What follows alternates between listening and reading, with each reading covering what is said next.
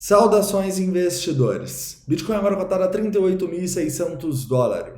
Bitcoin que continua segurando acima dos 38k e está tentando subir.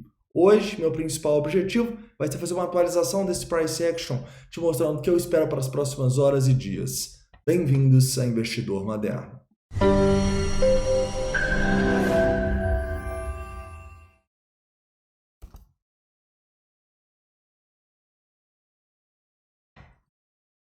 Investidores, hoje eu quero começar aqui no 4 horas, relembrando a situação do Bitcoin para vocês no longo prazo. Vamos falar desse suporte importante dos 38 e da região até os 37. Depois disso, também vamos fazer uma atualização aqui dos nossos indicadores de sentimento, mostrando o que está acontecendo aqui com eles neste momento, tá bom? Quero mostrar aí quais são as perspectivas para as próximas horas.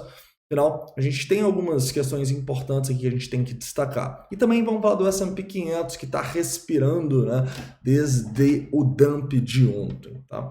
Mas vamos lá, antes de começar, não esquece aí de deixar o like, se inscrever caso não seja inscrito e deixar aqui todas as dúvidas, críticas e sugestões nos comentários.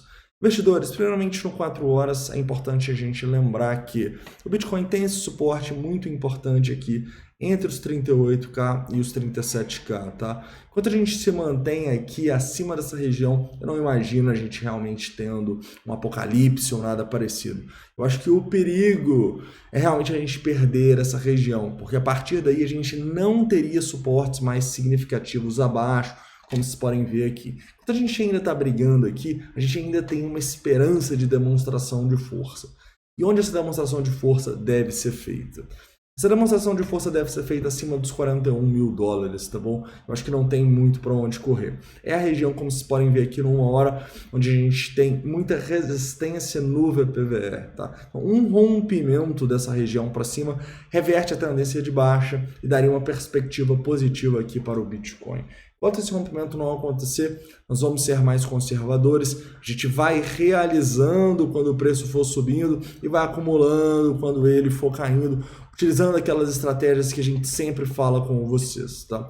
No momento, as exposições, na minha visão, devem ser um pouco mais contidas, porque muito do que a gente for fazer aqui está dependendo do S&P 500, tá? Tá bom que a gente chegou a subir do fundo mais de 2% e está subindo nesse momento 1,6%. Mas a gente entende que qualquer coisinha que tiver aí, qualquer incerteza que surgir, a gente pode romper isso aqui para baixo, o que claramente é um padrão de continuação igual a gente teve aqui. E a partir daí a gente tem uma continuação do movimento baixista também do Bitcoin.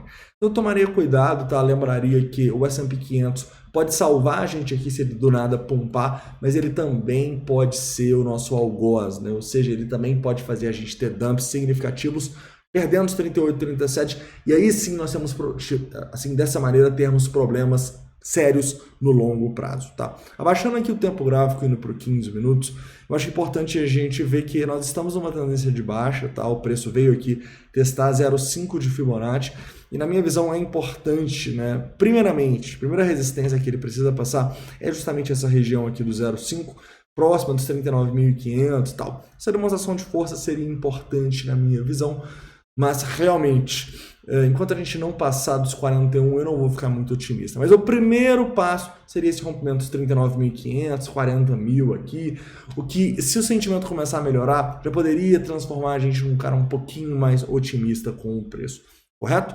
Outro ponto importante que a gente pode ver em relação a suportes, eu já vou chegar bem mais próximo aqui e destacar que nós temos alguns suportes importantes nessa região do padrão gráfico que a gente está formando, né? Isso aqui me parece uma bandeira ou uma bearish rising wedge.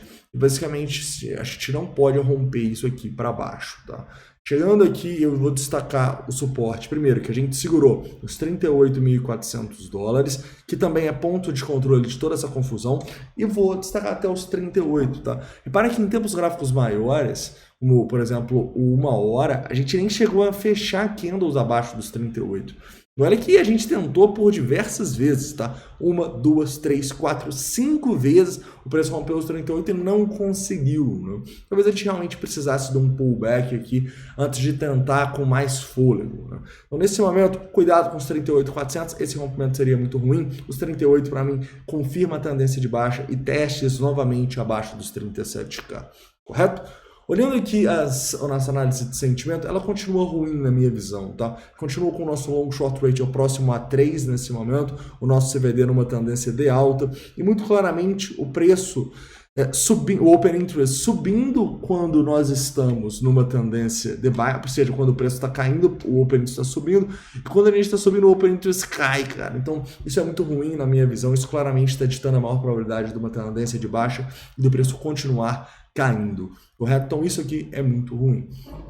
Porém, é muito claro também que a gente pode ver que nós tivemos oportunidades de acumulação próximo aos 38.500, principalmente depois do vídeo de ontem, a gente teve a maior liquidação de todas, com mais de 2 milhões de dólares, ao mesmo tempo que muita gente começa a vender nos fundos, né? Quando isso acontece, cara, é de se esperar realmente volatilidade, é de se esperar que o preço volte a subir. Para quê? Justamente para estopar e liquidar essa turma aqui que acabou vendendo no fundo, né? Vocês sabem, uma das primeiras regras que a gente sempre fala com vocês, a gente nunca vende no fundo. Como que a gente sabe que não é fundo? A gente não vende o preço sem uma correção. Então a gente está caindo aqui, ó, o preço não corrige, não corrige, não corrige. Cara, não está no momento de você shortar, tá bom? Stop são outros 500. Para você vir aqui e shortar esse fundo, cara, é pedir para você se ferrar, para o preço fazer um pullbackzinho. Eventualmente esses pullbacks acontecem para justamente estopar e liquidar quem foi lá e vendeu nesses fundos. Então, repara a liquidação aqui grande que a gente tem, superior a 1,5 milhão de dólares.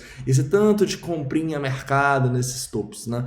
Impressionante. Mas é assim que o mercado funciona. Quando todo mundo vende, o mercado vai para o outro lado. Quando todo mundo compra, ele vai para o outro lado. Então, no momento aqui, a gente parece numa zona de equilíbrio, tá bom? Inclusive, se a gente olha o nosso book, a gente vê isso, tá? A gente vê uma neutralidade no 1% e no 2,5%, um pouquinho mais de venda, assim, tá? Então, parece que esses 38.700 aí está sendo um preço justo para o Bitcoin e é importante a gente definir aqui esses rompimentos para aí sim a gente ter algo mais claro, tá? Eu continuo acreditando que a maior probabilidade é o rompimento para baixo e se a gente não romper, vai estar muito ligado ao S&P 500 aqui subindo 2%, igual foi aí nessa madrugada, tá? Vamos torcer, tomara que o S&P 500 reaja também, que o Bitcoin saia dessa situação tensa que ele tá. Porque se a gente rompe esses 38, e se rompe esses 37, a gente pode sim ter um apocalipse, tá? Então cuidado, olho nos suportes e olho também nas resistências, 39.500, 40 mil e 41 mil dólares. Beleza, investidores? Então é isso, espero que vocês tenham gostado. Não esquece de deixar o like, se inscrever caso não seja inscrito. Deixa aqui todas as dúvidas, críticas e sugestões nos comentários. A gente volta hoje à noite, lá para as 9 horas. Um forte abraço e até lá. Antes das 9.